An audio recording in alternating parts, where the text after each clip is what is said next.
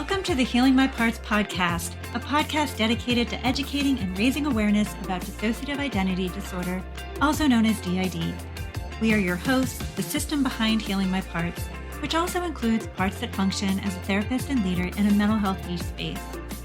We'll be sharing tips and tools that have helped us and many others, while also sharing insights from our own journey of living with the condition.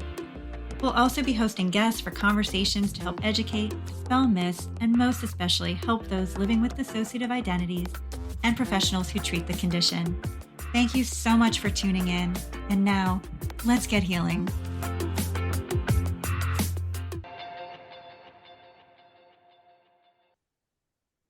Welcome to episode 5, everyone. We are the system behind Healing My Parts, and it is our incredible pleasure to welcome the Silver System to the show today. They are a therapist in private practice who was diagnosed late in life with autism and ADHD, and they have known about their DID for about 2 years now. Is that right? Yes. Thank you. Welcome. For having me. Thank you. Yeah. Thanks for being here. I thought it would be sort of interesting to acknowledge, right, that here we are, 2 humans who are therapists, and neither one of us is introducing ourselves using our legal given names. Yeah, makes sense. Yeah, I think people don't necessarily always recognize the risk that's involved, right, with just being out there in public as a professional. Absolutely. I mean, I remember just telling my therapist for the first time and how nerve-wracking that was, because I discovered it before she did. So, yeah, there are many reasons not to disclose. It's scary. I mean, knowing that people have lost their jobs or have been harassed, like there's so many different reasons, right, that Yes. to be safe. And at the same time, I was serious and joking at the same time, where I was like, I know that there are some people that recognize my voice for sure, and that's fine. But at the moment, we're not taking out any billboards. That's right. Yeah, so we feel extremely privileged that some folks do know us as the Silver System, and they will know who we are. And that's sort of a cozy feeling that we're holding on to with this. Which is really nice. I'm sure comforting to them too, right? To recognize that you're out there doing this work. And Totally. I hope so. Yeah. yeah. So we know that you're neurodivergent, right? Do you feel like telling us a little bit about how you discovered your neurodivergent, especially because it was a diagnosis that came later in life?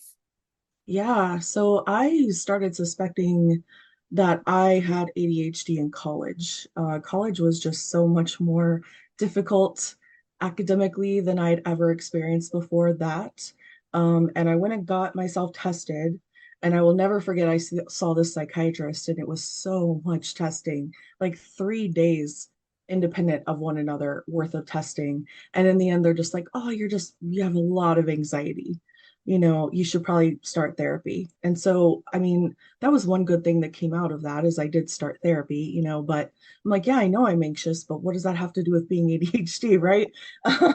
I knew that it wasn't exactly the same thing. But I kind of just let it go. And then it was much, much later after finishing grad school for us that we met a psychologist that is autistic. And I will never forget the thoughts in our mind, which were just that we didn't know someone who was autistic could be a psychologist. And so that in and of itself told me like how much stigma and bad information I had, right? So I immediately just started kind of connecting with them and asking questions. And they recommended the book Women and Girls on the Autism Spectrum. And we got about 3 chapters in and decided we did not need to finish the book. It was no longer a mystery. So, yeah. Sounds like it was pretty relatable. Absolutely. And then we went and got formal evaluation. Self-diagnosis is 100% valid. For us as a clinician, it was more, I need to know that someone else sees this too. Just sort of a second opinion, if you will. And that process was excellent. So, I mean, it was really, really eye-opening. It was the first time that we all felt seen and validated for who we are. And so it was an incredible experience, but very late in life for sure. When you said it was the first time that you felt seen and validated, like that was really moving, right? Especially when it's that late in life. It just, and obviously it was kind of a bummer to figure that out after grad school too, because that just speaks to the lack of education that most clinicians are getting, and so then immediately upon telling even just my internship supervisor at the time, I told her that I'm autistic, and she goes, no, you're not. And so, I couldn't even connect with other clinicians about it. So I quickly just realized like this huge gap about neurodivergence in our field. My reaction when you said the person was like, no, you're not. And I'm like, thanks for invalidating Yeah, the diagnosis after absolutely zero time assessing me. exactly. Yeah, yeah. I was thinking about what you were saying in terms of the like stigma attached and misinformation when you were saying, I didn't know that anybody on the autism spectrum could be a therapist. And it makes me think about how there is this, I don't even know what to call it. Definitely misinformation, right? Where everybody Yeah. thinks that if you're a therapist, you literally have to somehow have all your shit together and have zero mental health issues or problems whatsoever. And I'm like, but is that human? Yeah, yeah, no, I totally agree. And I think so many of us are in this field because we wanted to find help for ourselves. I mean, we tell clients all the time that the reason we started studying psychology at 18 years old is because there was something wrong with our parents. And we were trying to figure it out. And eventually that turned into, why am I so anxious? So I do think a lot of us are in this field to help ourselves and our clients. I don't know if I've ever met anybody working in the field who didn't have some type of thing that they healed, lived through, were working on, something to that effect. Absolutely. Yeah, and I think it's definitely true. There are folks that are going there looking for information to help themselves and their family members. In our case, we got more into the field to try to kind of like right some wrongs because treatment was so bad. Yeah. Back when we were accessing, especially things like higher levels of care, the level of treatment trauma was a little overwhelming. And thinking like, wait, we could actually make a difference, if we Yeah. go into the field, and recognizing that you don't have to have a perfect life or, perfect mental health, whatever that is. I don't even Right. know in Right. order to do the work. And I think sometimes the folks with lived experience can be working from a bit of a richer lens, where there's that nuance that we recognize that our journeys are not the journeys of our clients necessarily, but we intimately understand the difficulties, the challenges, how hard it is to heal and do the work. I definitely agree. I use a lot of self-disclosure with clients. And I always say, I'm not here to be a robot. I am a messy human right along with you, and that's okay. Yeah. Adrienne Fletcher is always quoting one of her friends as saying, there's magic in the mess. Yes, I love that. And there definitely is. I remember that term, gosh, way back in the 90s, saying there was magic in the mess. It was really cool to hear somebody else using it and you recognizing it in different ways with your own clients. Absolutely. Yeah. When you look back, look forward, look ahead, be in the present, what do you wish therapists knew about identifying and treating people who are neurodivergent? I think the biggest, most important thing is something that I already said, which is recognizing that we don't get all the information we need from school. I think a lot of therapists cling on to that degree that's hanging on their wall as if was the end of their education. And we personally would like to continue learning forever, because it's wonderful and there's so many things, right? It's sort of that feeling of like every time you learn something new, you're like, oh, I don't know anything. I need to keep reading even more. So your education does not stop with grad school is the biggest thing.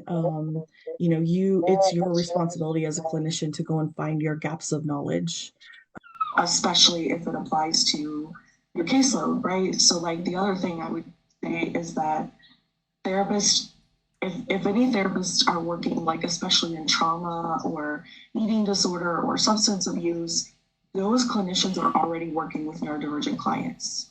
And so I do some consulting and I will tell folks that, and the look on their face, I mean, it's immediate, just like, no, I'm not. That's not my caseload. That's not my niche. I don't want to work with those clients. I go on and on and on. Just a strong denial. And, again, I know that they're working with folks like us. And then definitely being open-minded. I'm a big proponent of your client is your expert about your client. And so if you're not listening to your client and what they're telling you, whether that's self-diagnosis, hey, I saw this on TikTok, this is me, that is all things that we can be using in therapy to get to know our clients better, be more curious, find things that maybe we're missing. But yeah, it's wild the amount of clinicians I've spoken to, the ones who especially are working in trauma with like EMDR, things like that, who just know so little about neurodivergent folks and aren't really doing much to fill that gap. You bring up such a good point that plenty of people do seem to stop learning outside of doing whatever the required continuing education units are for their respective state licensures. And then sometimes those units are not necessarily filled to expand their knowledge of different populations that they are most likely seeing. And when we really look at statistics, it's overwhelming, right? That everybody anticipates that they're going to see somebody who has depression and anxiety. But when you look at the numbers of autism, people on the spectrum, of people with DID or any type of neurodivergence, it's the numbers are wildly high. So of course we're going to have them in our practice. Definitely. I'm curious if somebody were, a therapist saying like, okay, I definitely would like to further my knowledge. Do you have any books that you recommend or specific trainings that you recommend? I mean, I think Unmasking Autism by Dr. Devin Price is fantastic. It's full of statistics. It covers a lot of different areas of life and just how different autism can look amongst folks. Obviously, there are a lot of really good podcasts popping out. I think those are wonderful, especially if, you have ADHD and struggle to sit still and read and things like that. Divergent Podcasts is one that comes to mind with Dr. Anna Neff and Patrick Casale. They are both autistic ADHD clinicians on that podcast, so it is excellent. I think too, there's some great content that Katie Keach puts out on their TikTok and on their Instagram account. Yes, Also with the absolutely. DID piece and the autism and ADHD piece. I agree. I mean, I always say if you're looking for a source, look for lived experience. You can't really go wrong if you're listening to someone with that experience. And Katie Keach is perfect. Yep. Dr. JB Marich is also wonderful. Yep. Brilliant minds for sure. Yes, I agree. So you guys are soft out about being a plural clinician, meaning some people know, some people don't. How did you discover that you're a system? Yeah, so it's a really good story. My one of my clients actually told us that we probably have DID. So they were my first client with DID, and they knew that coming to me. And they told me one day we were quite a good ways into working together, maybe a year, which isn't shocking because we had to build that trust and get to know one another. And they said, I have DID. And I don't remember exactly what we said, but it wasn't accepting. I will just throw that out there. We were kind of like, nah, I don't think so. Knowing full well that we didn't know much about DID. So it was silly. But to their credit, they were like, oh, no, I do. And I'm going to teach you everything, and you're going to understand this. And just during that process of them teaching us, which we're so thankful to them for, everything just made sense. It was sort of like reading a book that we had read before. We're just like, oh, this sounds so familiar. Why do we just instinctively understand what you mean when you're describing this? And they kind of look at us and we're like, there's probably a reason. I would be remiss if I did not mention that they are a RAMCOA survivor. And so they were created as a system through organized extreme abuse. So RAMCOA is ritual abuse, mind control, organized abuse is the acronym meaning. And so they have an alter that essentially spots patterns in other people to assess for safety, make sure that people are who they say they are, different things like that. And it became pretty obvious, I guess, after a while that we were switching and displaying signs of being a system. So we were able to really trust them right back, and say, okay, maybe that is what's going on and let's explore. So we are very, very grateful for them. It's a great story because it's very different from how a lot of people end up finding out, right? I know, right? Your Yeah. systems. Like some people know all along for the most part, and other people find out really late. Probably also because the way the media portrays DID and OSDD is nothing like it actually is. Exactly. Yeah. It's just like autism and ADHD. I mean, even though I may have suspected ADHD early on, I didn't learn anything about DID in school. I thought this must be really obvious. This must be someone who certainly would not be a therapist, like us. So I never would have suspected. Well, and everywhere in school, it's like, oh, and there's this thing called dissociative identity disorder, but don't worry about it because you'll never see it. It's so rare. Yes, exactly. Yeah, I actually remember abnormal psych in undergrad and just being shown this video, a really old video of some woman like with these really odd facial expressions and them just being like, this is what it's like. And like what you said, you'll also never see it, is what we were told. And I just kind of put it out of my mind after that. Like, oh, okay, well, I'm not gonna have to deal with this ever.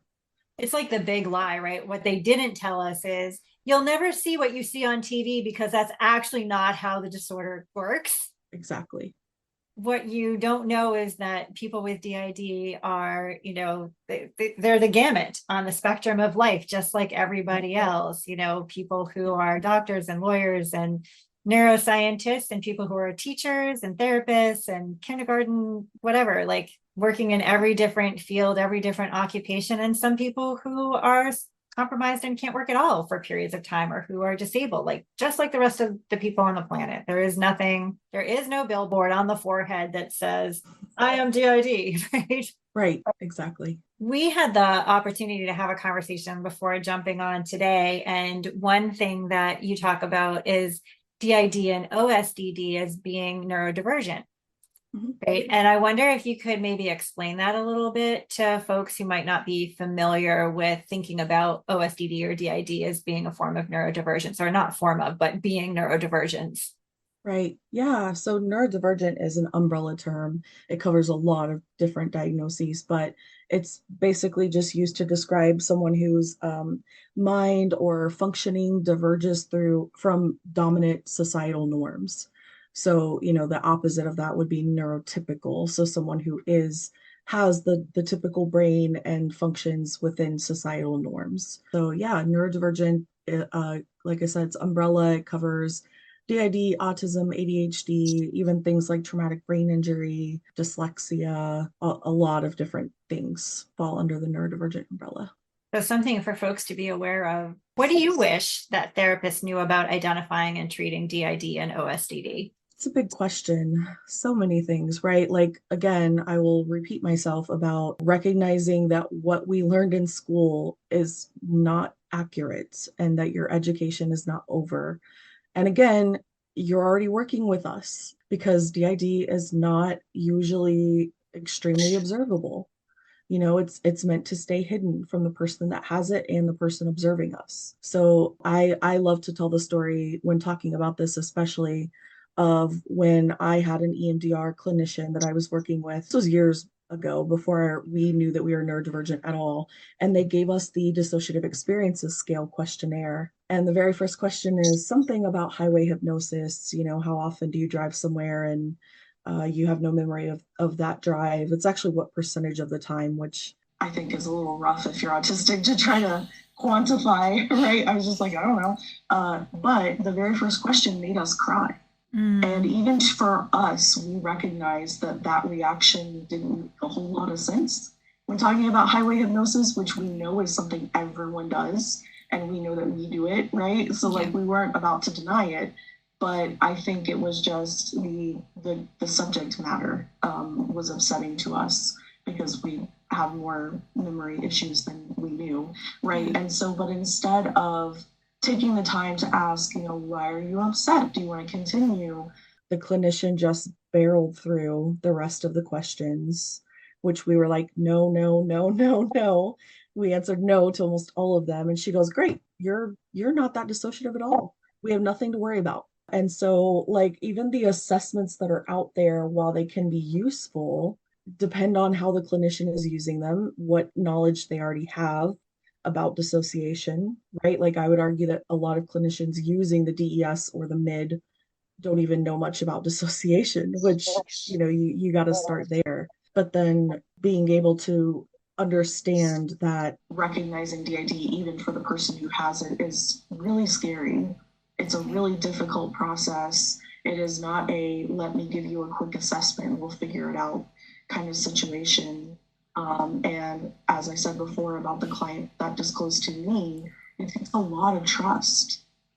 So these could be clients that we're working with for years before we start to see or suspect or put some of these things together. I think it should be a part of like any kind of trauma training, how to identify dissociation. I think clinicians who are already working with clients with trauma should be talking about dissociation. So yeah, I talk about dissociation with every client that comes to my doors now, because that's the other piece that I want to point out is that when you are neurodivergent, it's very common for you to be multiply neurodivergent, right? So most clients that I see, if they have one of the things under the umbrella, they've probably got 1, 2, 3 more.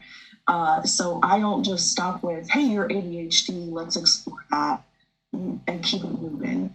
I think if we're going to assess for one type of neurodivergence, we really need to be educated, aware, and mindful of all of the others too. I think about some of the quote, red flags I've learned about in terms of dissociation.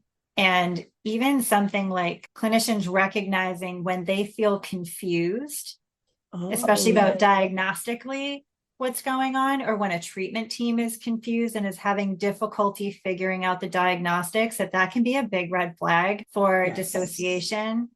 Or when you have a client who has been in treatment for a period of time and kind of nothing works. They've had multiple trials of medications, and nothing works, right? Or they have paradoxical reactions to medications, or sometimes the medication works and then it doesn't, and then it starts working again. Because ultimately it depends on which part is taking the medication. The part that needs the medication also has to be the part that is taking the medication. Otherwise, if there is a part that doesn't actually need the medication and that part takes it, it will have a different effect. What is disheartening to me to see in practice are providers that are part of a treatment team. They are really quick sometimes to look at inconsistencies in a client's reporting and decide that the client is either lying, quote, attention seeking, or is getting some sort of, quote, secondary gain. And it's really disheartening and mind-blowing to see how quickly providers move to a negative interpretation of those or that type of symptom picture in a client, rather than understanding that when clients have DID and OSDD, that can simply be the point of view of the particular part that's presenting that day. Yeah. Recently had a communication from a member of a treatment team of one of our clients, and the treatment team person was saying, well, this doesn't make any sense because this individual was reporting taking this medication regularly and was really proud of it. So it doesn't make any sense that this person is saying that they aren't regular and they don't take it. And yet this provider knows that the client has DID. So, in my head, I'm like, well, of course you're getting two different stories. It's two different parts that you're talking with. And one has access to the information and the other doesn't, because of amnestic barriers between parts that this client still experiences. Yeah. If clinicians and providers could really adhere more to that lens of curiosity that so many of them talk about and utilize it in these situations, what else could be going on here? I agree. Even just thinking, if it's medication that's not working, like, oh, I've heard that this sometimes happens in DID, that sometimes the part that needs the medication needs to be the part taking the medication, or the medication will not work. Yes, exactly. I agree. I think the dissociation and the amnesia are two fairly easy things to start at least monitoring, and like you said, the things will sort of add up, like a really long time in therapy Like for us, we've been in therapy off and on for 20 years now. Like, right? Like that's a really long time. Or even something like inconsistency with keeping appointments. I think a lot of clinicians are quick to say, well, you don't come regularly, you must not be interested in treatment. Instead of saying like, what's going on? What happened before you come in? Are you having trouble remembering a point? Or my favorite question to ask is, do you remember what we talked about last session? I don't think I've ever had a therapist ask me that, but when I ask my clients, it's very telling what they'll say, right? Yeah. Like it's really interesting. And then even just having a conversation about, you don't remember, is that concerning to you? And sort of exploring that memory instead of saying, you're not a great client, or wondering why they're not more dedicated or whatever it is, which is just nonsense. It goes back to that whole, let's jump to the negative interpretation first, right? You must not be invested. That's why you're not coming, as opposed to, did you remember that you had an appointment? Was it written down anywhere? And finding out, is it the same part? There are people who have parts, one or two maybe, who will come. They're the parts that come to therapy all the time, and the other parts don't get to come. Yep. And being curious about what happens at home or what happens in other environments, asking about those situations, like, have you ever felt like you said things that you didn't intend to say, and it felt like your mouth just had a mind of its own? Yes. Or have you ever had the experience of feeling like you were kind of moved out of the driver's seat and you're just helplessly watching what's going on? Like, be curious. Yes. Just be curious. Yeah, I always tell clients, like, I ask a lot of silly questions, is what I call them.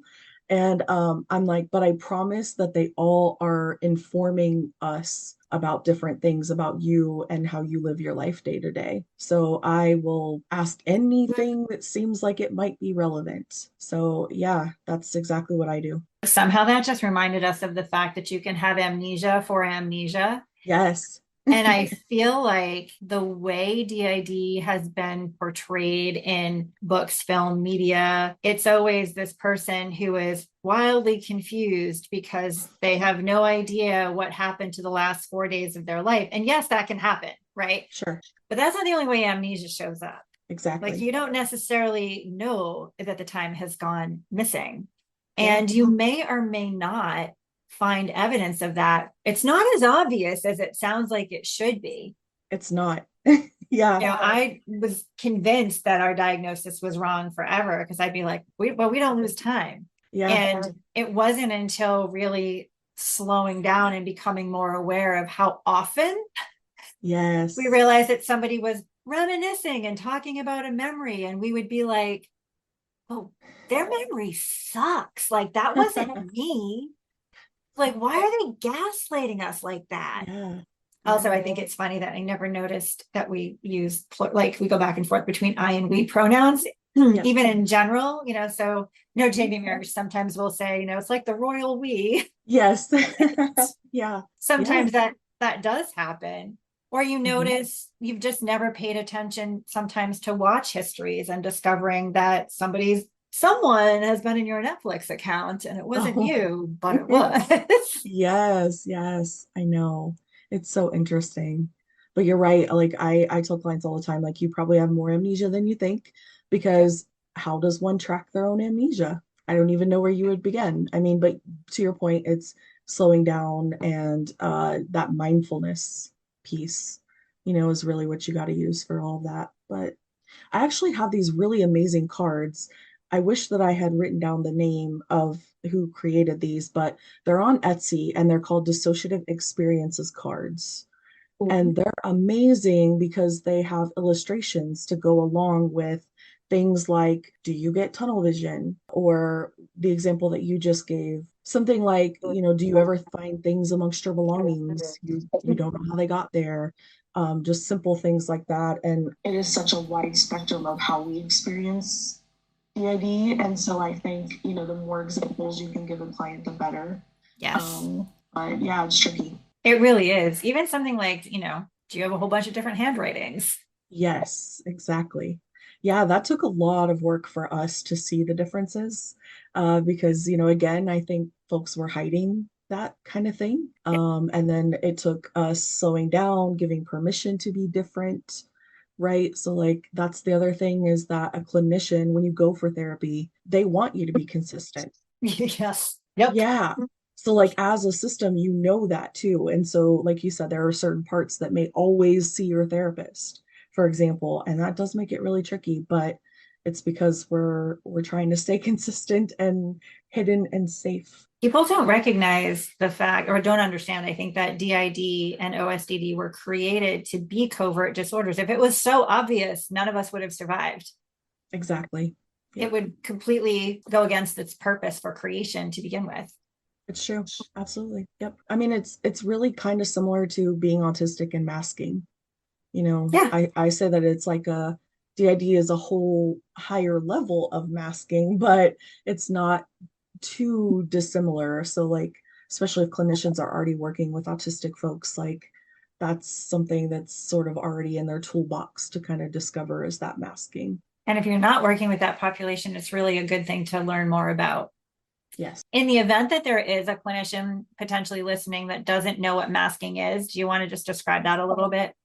Sure. So masking is usually done without the intention of masking, especially for autistic folks, right? Like you just know that you're different, you pick up on the societal norms, and you're just trying to do things that how everyone else does them, or how those that are around you in the moment are doing them. It's anything and everything to fit in. And that's really the same with DID. I mean, we're really good at observing our surroundings, taking perspective on what's happening, and then doing that thing so that we are not sticking out in any way. So I think knowing that it's often unintentional or could even be unknown to the person doing it is really important. Again, it just comes back to like that feeling of safety with the clinician to start the unmasking process and breaking down ableism in our society and things like that, to really like dig into, well, who are you and how would you like to be, instead of what are you supposed to do. Oh gosh, that's a great explanation. Certainly remember plenty of times in life identifying somebody that we needed to model ourselves after so that we could look normal, right? And like you said, fit in. Mm-hmm. And this whole idea of you get to just be you, plural, is such a brand new idea in so many ways. Yeah, I agree. It's so rewarding though. Yeah. And yet like scary at the same time when you are trying to be protective of yourself, your family, or whatever, given the fact that the world is not particularly accepting. In fact, I think we've sort of gone backwards in the acceptance arena in the last handful of years. I would agree. Yeah. Which is really sad. It is. It's interesting. Terrifying, really. Yes. So switching gears for a minute, let's talk a couple of modalities that can be somewhat controversial or hot button topics in the DID community. So like, let's chat IFS, which is internal family systems, like what works, what doesn't work. What are your thoughts on it? Ooh, where to begin? I will start by saying I'm not IFS trained.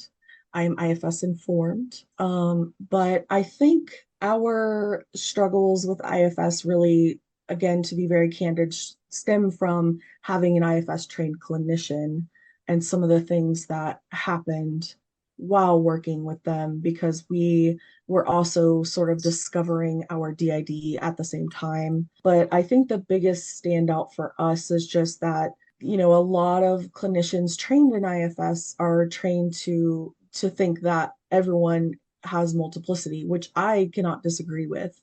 But the issue comes when you're talking about just parts versus alters in a system, and they cannot be treated the same clinically. So, for example, the IFS modality is a lot of identifying the parts, speaking with them, but then mostly asking them to take a step back or be less present or active in your day-to-day experience. And if you are a system and you're talking to your alters or parts that way, you're doing a lot of damage to your system, and that's not fair to that individual alter. I've also spoken to IFS clinicians who are trained that if a client has two different voices, two different names, two different gender identities, that's still just parts instead of identifying it as a dissociative disorder. And again, if you're not identifying the dissociation in the DID or OSDD, you're just missing a huge chunk of who your client is. And then I would say also the idea of self-energy just really it was really difficult for us. We asked over and over and over again, what does this mean? Can you define it? And then they threw out like the 8 C's, like, oh, it's just that. So if you have that, that's self-energy.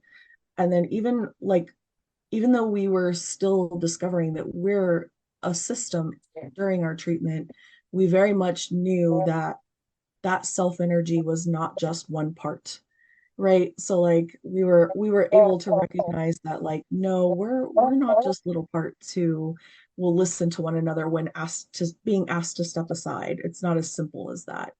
And so just everything just kept breaking down and just not working for us very well. And then when we finally did tell the therapist that we have DID, they told us that we were empathizing too much with our clients, that it couldn't be possible that we have DID.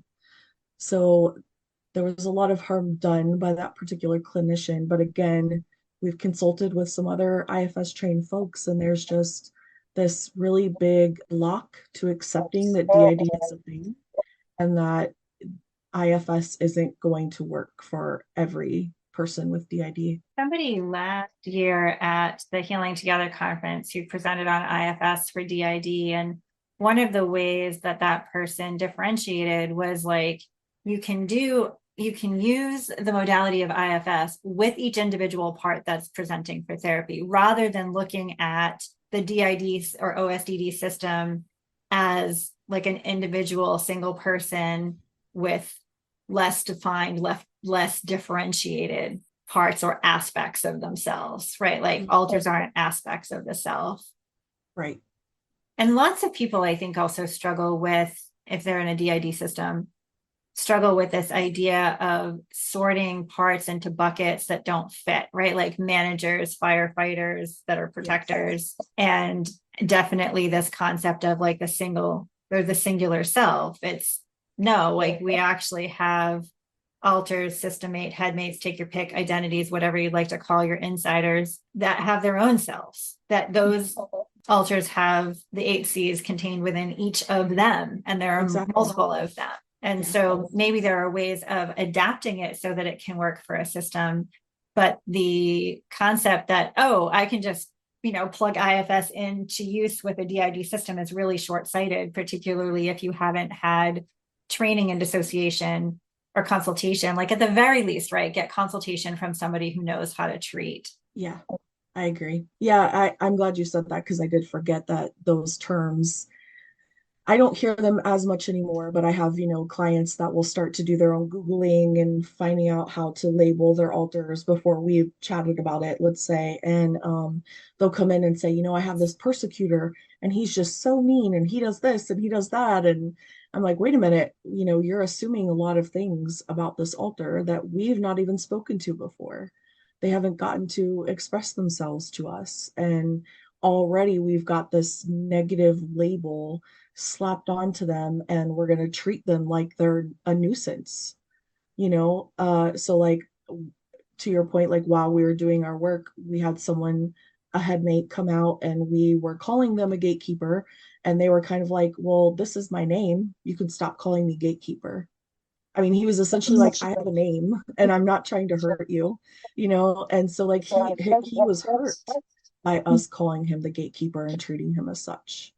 Yeah, that I don't actually know where the origination of like persecutor and gatekeeper comes from, because they're not IFS terms. They are pretty popular in I think other theories of dissociation. So sure. IFS limits pretty much to exiles, firefighters, managers, protectors, and then the self.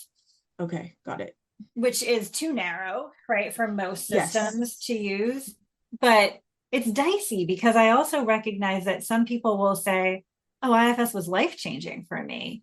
And that's great. Like if somebody feels called to try it, absolutely go ahead. If you feel called to try it and you're a system, I think it's really helpful to know the places where you might stumble and to be able to accommodate for that, right? Like all of your littles are not automatically exiles. Right.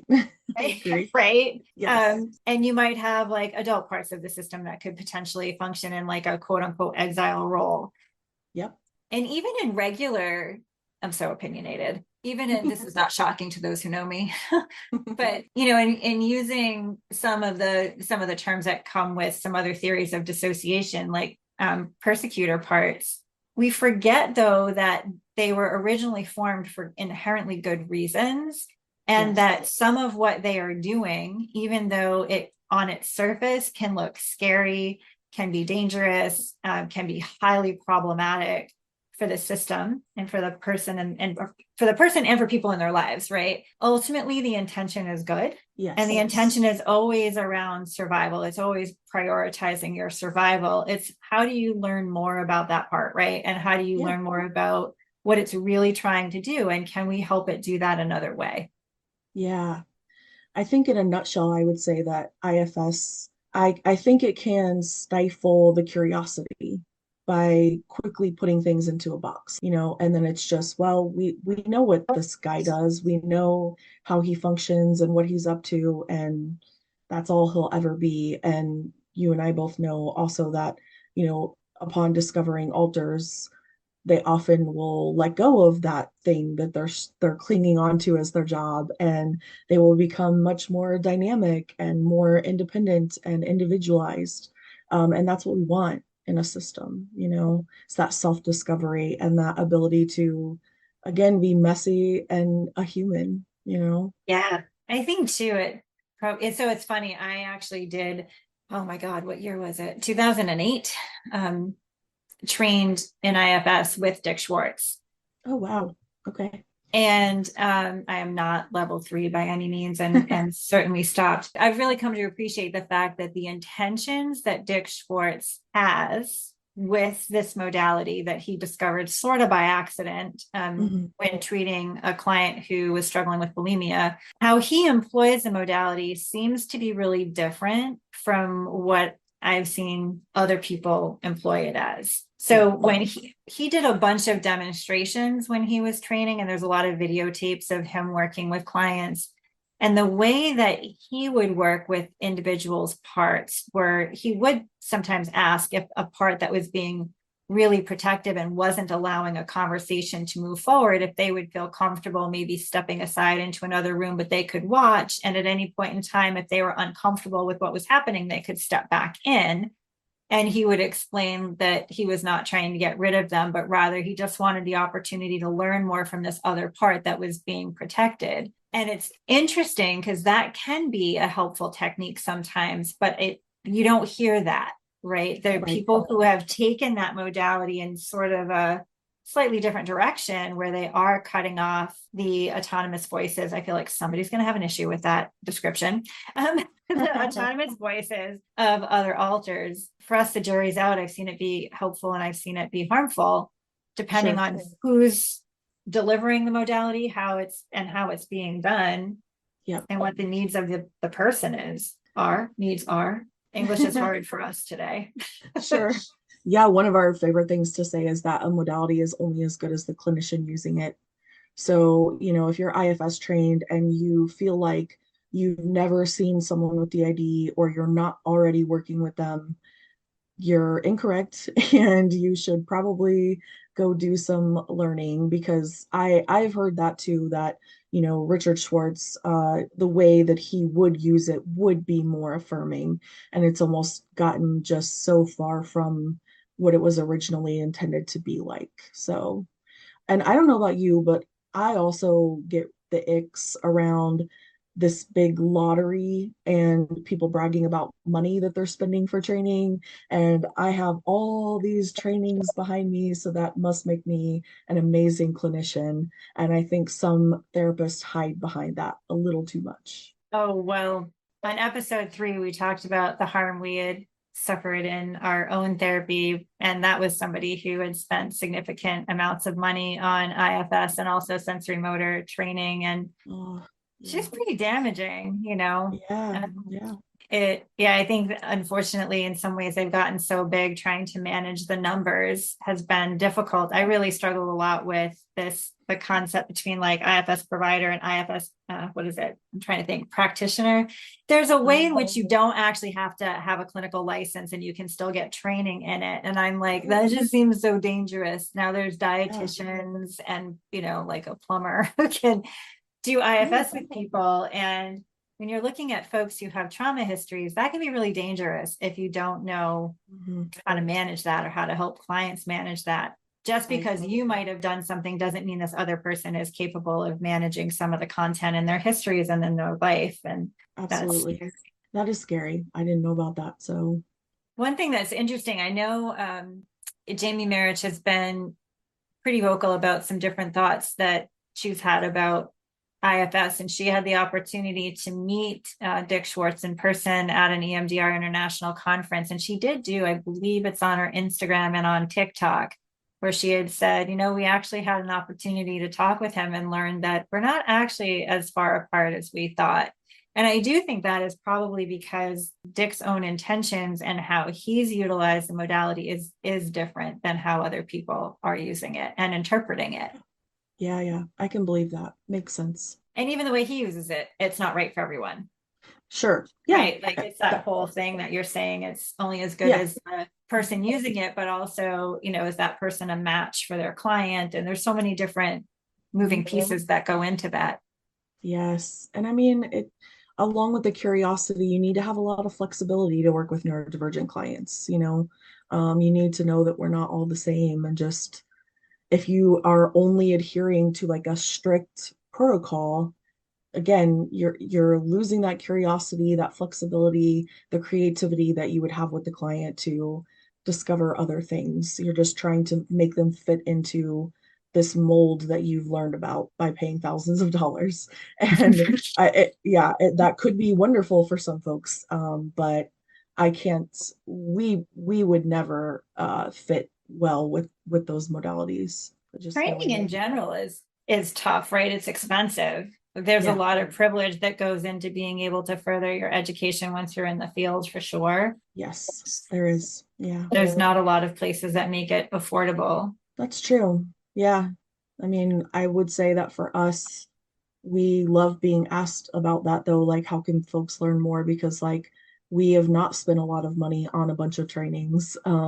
We've just read books and listened to lived experience and TikTok and YouTube, and the information is out there if you are open to it and willing to learn. What about EMDR? So like some people love it. Some people can't run fast and far enough away from it. And I'm curious, like if you've had experience on both sides of it, in both chairs, right? Like as clients, as therapists. Yes, we have. So we are EMDR trained, and I'll start there and just start by saying that our training was lovely.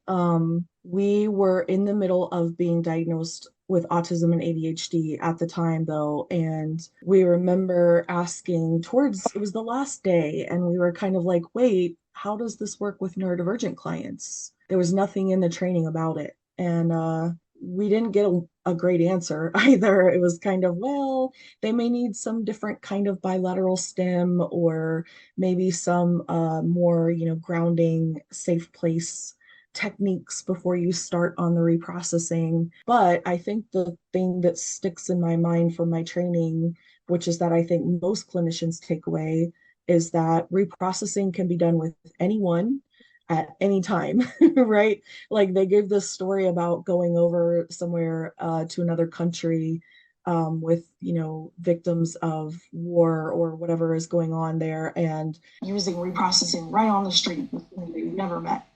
And I see clinicians doing that in my area. They'll meet a client and day one we're doing reprocessing. And again, it's hard to find out that you have DID. So if you're doing this with someone with DID or even CPTSD, which is very common in autistic and neurodivergent folks, then you're asking for trouble in a lot of ways, I think. You just don't know what you are going to pull up or uncover. And so I will say that for our experience as the client, our EMDR clinician was the one that gave us the DES and then barreled through the assessment, right? So like that in and of itself is not trauma informed. And so she's out there doing EMDR while not being trauma informed. And so all I can say about my experience too with that type of therapy is that it wasn't more traumatic, and I don't believe that it was damaging to our system necessarily, but I could see a lot of folks struggling with dissociating during reprocessing. And for us, it was sort of we would pick a memory to process, and then inevitably we would walk out with a new trauma memory uncovered from the session. And so it was sort of like two steps forward, one step back, or one step forward, two steps back is the phrase.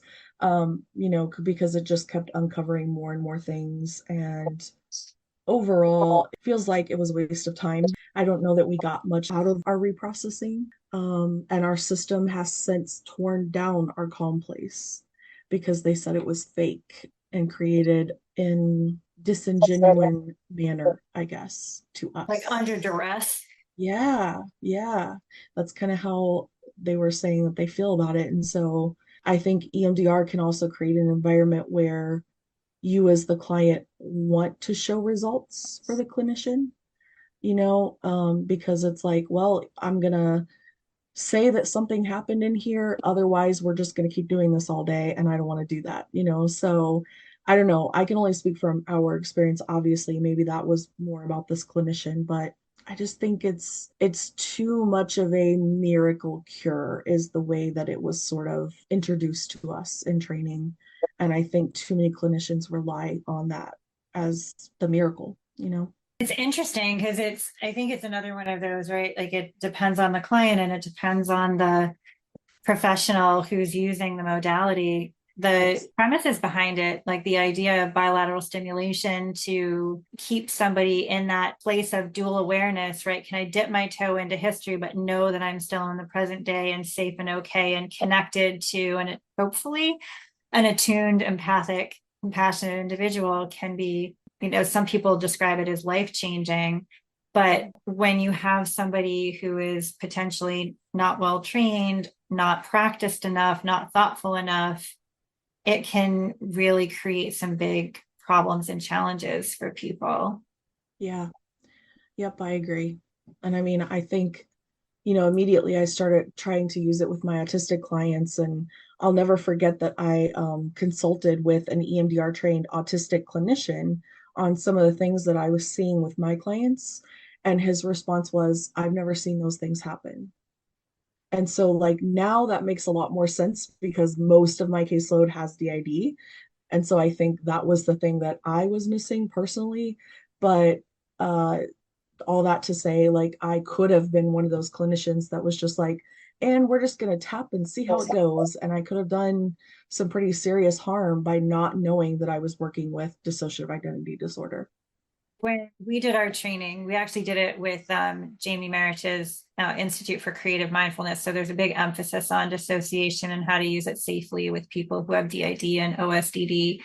And in one of the consultation groups, we were talking about how to become EMDRIA certified and how many clients, like how many consultation hours you need and how many clients you have to see and this, that, and the other thing. And it was really great. Somebody asked a question and the consultant said, part of the problem with EMDR is that everybody thinks that EMDR is phases 3 through 7. And they forget that there's phase 1 and 2. And that you can be in phase 1 and 2 for a very long time and often should be. Yep. And it was really beautiful in that it made everyone kind of pause and realize like this, it's not a race. Right. It's not about getting people into that, like holding tapping pods or watching whatever's going across the screen or watching the fingers move. Yes, that can be beautiful and powerful, but there's a lot of work that needs to be done before that. And even in between, right? Like you can do phases 3 through 7 and then you revisit 1 and 2. sometimes for periods of time to get back to stabilization. And Yeah, totally agree. Yeah.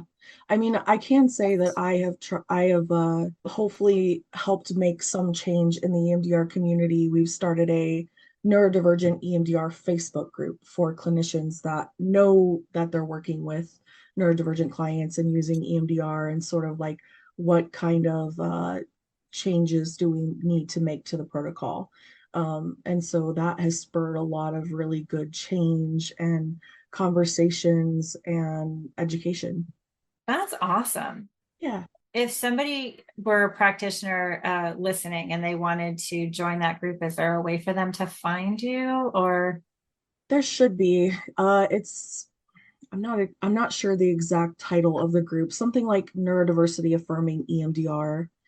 Christine McKinnis is a therapist out of California. She's the owner of the group. She also has an excellent training that she gives that just answers a lot of the questions about what is neurodivergence, what might you need to adjust for these clients.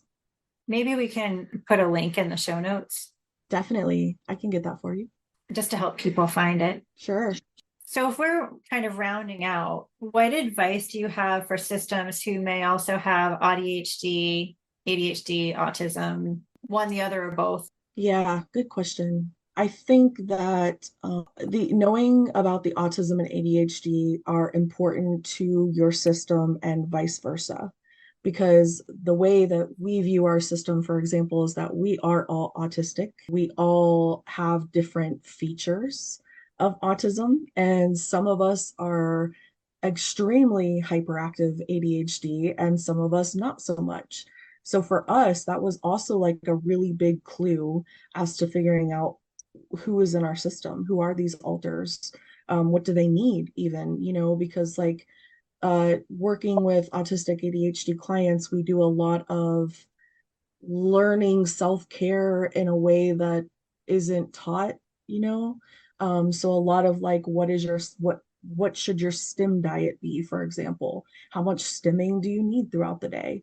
How many breaks do you need throughout the day? And these are things that society will squash, like they will tell you like, oh well, you can't have these things. Even as kids in classrooms, we're told like, oh, you need to wait to go to the bathroom, it's not your turn, right? And so what I do with clients is trust what you know about yourself, what you need, and all of those things just inform what you need. And so I think it's like, I'm always upset when I have someone come to me and say, oh, I was just diagnosed ADHD. And I'll say, well, did they assess for autism? And they're like, no. Like, okay, well, 70% of autistics have ADHD. So I don't know why you would assess and treat for one and not the other. And I honestly have started to feel the same way about autism and DID. If you are diagnosed autistic, you should probably consider if you have DID or not. The overlap is astounding. And again, I would even say that there's a gap of clinicians who are neurodiversity affirming but don't know anything about DID, because it's almost like the big scary acronym under the umbrella, right?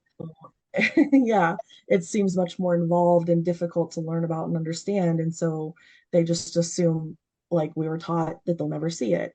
But people working with autistic folks are definitely working with DID systems.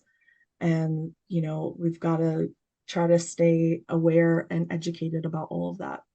I feel like somebody somewhere will ask the question like, well, if I've been autistic my entire life and I don't know it, why should I find out now?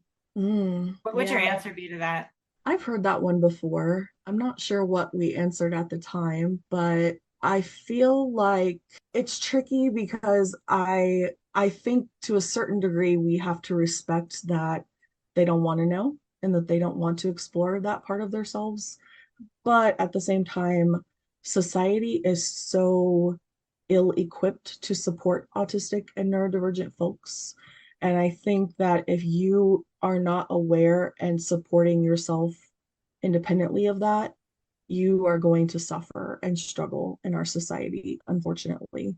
And that includes like looking out for people who want to do harm, right? Like we end up as victims so often, and that includes from clinicians, right? So like knowing that about yourself is just a tool for safety and self-awareness.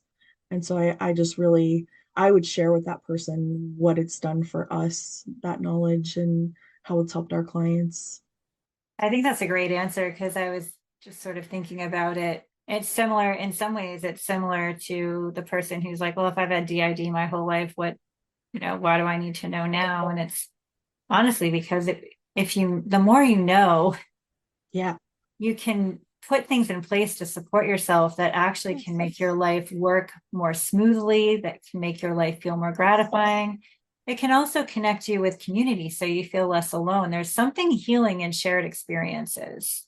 absolutely. Yes, I totally agree. This has been such a fun conversation. Thank you so much. Thank you for having us. This is lovely. And to all of you listening in, thank you so much for joining us. We really hope that this conversation has been helpful and that you've enjoyed listening. Please check the show notes for links to resources that we mentioned in today's episode. And most of all, thank you for your support and for bringing your unique light to this world. Even if you're not able to appreciate it yet, we definitely do. Let's keep healing. Thank you for tuning in. You can find our blog on Substack at healingmyparts.substack.com and on Instagram at healingmyparts. Just a disclaimer, any information shared in this podcast is not a substitute for professional therapy or behavioral health care. Nor does listening to the podcast constitute a therapist-client relationship. Please be sure to take extra good care of you. And until next time, keep healing and thriving.